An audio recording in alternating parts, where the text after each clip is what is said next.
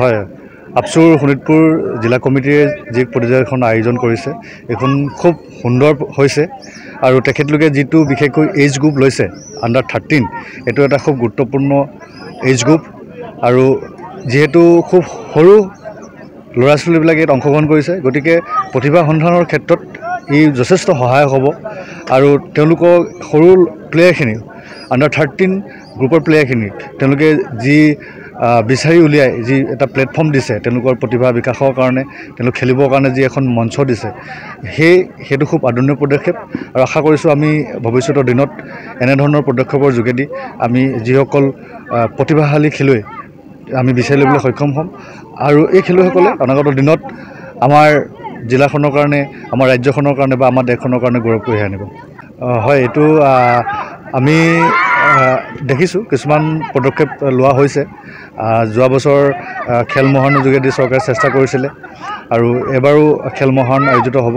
এনেকুৱা ধৰণৰ প্ৰতিযোগিতাৰ যোগেদি আমি গাঁৱৰ চুকে কোণে সকলোকে খেলাৰ কাৰণে এটা পৰিৱেশ দিবলৈ চেষ্টা কৰিব পাৰোঁ আৰু আশা কৰিছোঁ আমি এই পৰিৱেশ ধাৰাবাহিকভাৱে অব্যাহত থাকিব আৰু বিশেষকৈ এই ধৰণৰ প্ৰতিযোগিতা যেনেকৈ আপচুৱে কৰিছে বা এনেকৈ ধৰণৰ অনুষ্ঠানে যিসমূহ প্ৰতিযোগিতা আয়োজন কৰিছে এনেধৰণৰ প্ৰতিযোগিতাৰ যোগেদিও আমি সেইসকল খেলুৱৈসকল যিসকলৰ খেলিবলৈ ইচ্ছা কিন্তু এখন উপযুক্ত মঞ্চ পোৱা নাই তেওঁলোকক এখন উপযুক্ত মঞ্চ দিব পাৰিব বুলি আশা কৰিব পাৰিম।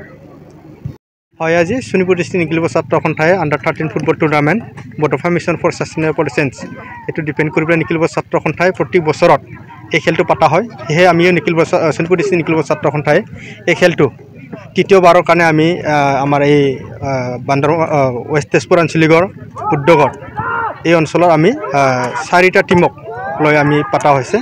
সেয়েহে আমি ইয়াৰ মাজেদি আমি যি আমাৰ ল'ৰা ছোৱালীয়ে আণ্ডাৰ 13 সৰু সৰু ল'ৰা ছোৱালীয়ে যিখিনি নিজৰ যি টেলেণ্ট মানে প্লেটফৰ্ম যিহেতু আমি চব জেগাত দিব পৰা নাই তাৰ কাৰণে আমি নিখিল পৌৰ ছাত্ৰ সন্থাই আৰু শোণিতপুৰ ডিষ্ট্ৰিক্ট নিখিল পৌৰ ছাত্ৰ সন্থাই সিহঁতৰ যি টেলেণ্ট আছে সেই টেলেণ্টটো দুখাবৰ বাবে এটা প্লেটফৰ্ম দিবলৈ আমি চেষ্টা কৰিছোঁ আৰু ইয়াৰ মাজেদি আমাৰ সৰু সৰু ভাইটিসকলক ব্যস্ততা ৰাখি পেলাই নিজৰ পঢ়াৰ লগতে নিজৰ শিক্ষাৰ লগতে বৰ্তমান সময়ৰ যি নিচাজাতীয় বস্তুৰ যি আমাৰ সমাজত সোমাই আছে সেইবিলাকৰ পৰা বাচি থকাৰ এটা মানে এইটো প্ৰচেষ্টা হয় আৰু ফিজিকেলি যাতে সিহঁতে ষ্ট্ৰং ভৱিষ্যতলৈ হ'ব পাৰে আৰু পঢ়া শুনাত মানে মন দিবৰ কাৰণে দিয়াৰ লগতে আমি নিখিল পৌৰ ছাত্ৰ সন্থাই এইখিনি সুযোগ আৰু সুবিধাটো আমি যিমানখিনি পাৰোঁ আমি চেষ্টা কৰি পেলাই আমি সিহঁতক দিবৰ কাৰণে আমি চেষ্টা কৰিছোঁ।